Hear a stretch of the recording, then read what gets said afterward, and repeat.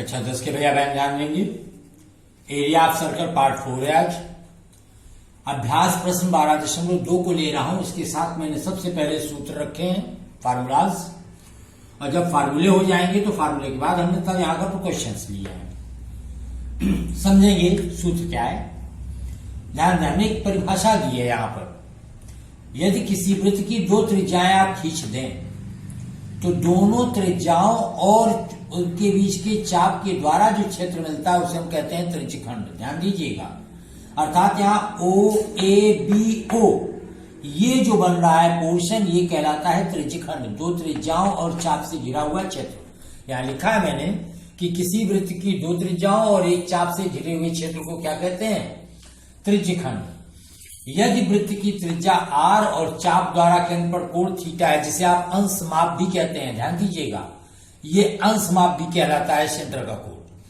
तो यदि आप इसको लेते हैं तो चाप की लंबाई l बराबर l, मतलब AB की लंबाई, ये होता है पाई r थीटा अपान 180। पहला फार्मूला। त्रिज्यखंड का परिमाप, ध्यान दें, परिधि और परिमाप में अंतर है। L को हम परिधि भी कहेंगे। परिधि मीन्स वृत्तीय मार्ग पर चली गई दूरी, जिसको आप चाप की लंबाई कहते हैं। और यदि परिमाप कहता है तो परिमाप का मतलब परिगत भुजाओं का योग। तो परिगत भुजाएं क्या है? r plus L plus R, means L plus 2r। इसलिए मैंने यहां लिखा है एल प्लस 2r, अर्थात एल निकालकर उसमें व्यास को जोड़ दीजिए।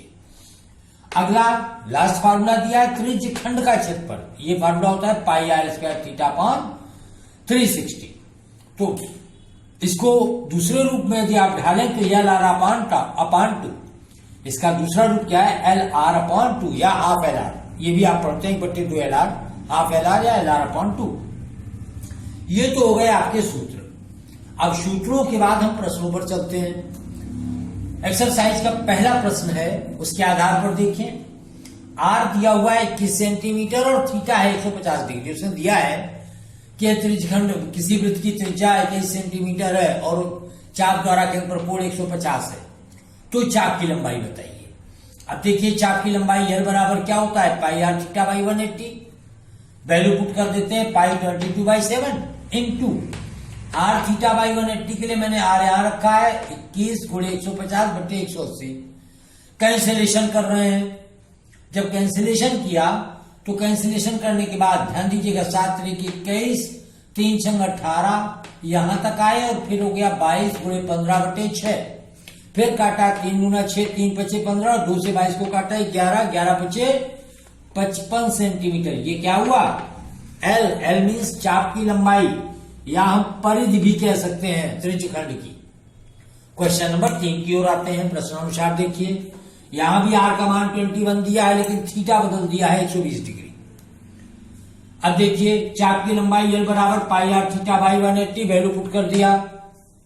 सिमिलरली सेम एज फर्स्ट, जैसे क्वेश्चन नंबर 1 का पार्ट हल किया उसी तरह हल किया गया है यहाँ पर। तो क्या आ गया? 22/7 × 21 × 120/180। जब आप सिंप्लीफिकेशन किए, कैंसिलेशन किए, तो बचा 22 × 12/6। 6 दूना 12, 22 दूना 44 सेंटीमीटर। ये तो पहला आंसर आया, सेम इसकी तरह। अब देखिए, आज क्षेत्रफल भी निकालना था, केवल इसलिए मैंने इस क्वेश्चन को लिया है। क्षेत्रफल के लिए क्या करेंगे? पाई आर स्क्वायर थीटा बाई 360 आपका फार्मूला है। वैल्यू रखते हैं 22/7। आर स्क्वायर 21 का स्क्वायर 441, थीटा 120/360, भाग दीजिए, 3 आ गया।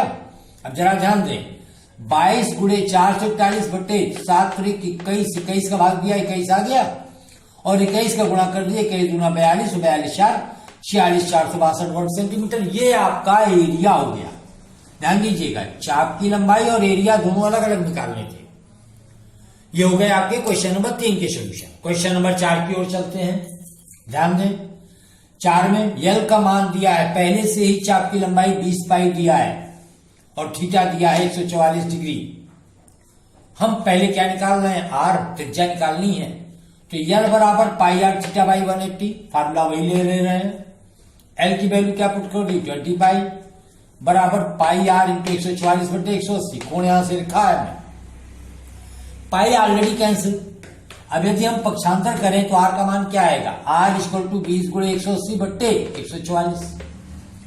भाग देते हैं 12 का, 12 एकम 12, 12 गुना 24, 12 एकम 12, 6 बचेगा, 12 पंजे 60, गुणा करते हैं तो 20 गुणे 15/12 आ गया। फिर 3 का भाग दीजिए, 3 चौको 12, 3 पच्चे 15 और 4 से 20 में भाग दिया तो 4 पंजे 20, गुणा करिए 5 पच्चे 25, तथा त्रिज्या कितना आएगी 25 सेंटीमीटर। इस प्रकार वृत्त की त्रिज्या क्या हुई 25 सेंटीमीटर। ये हो गए आपके क्वेश्चन नंबर 1, 3 और 4।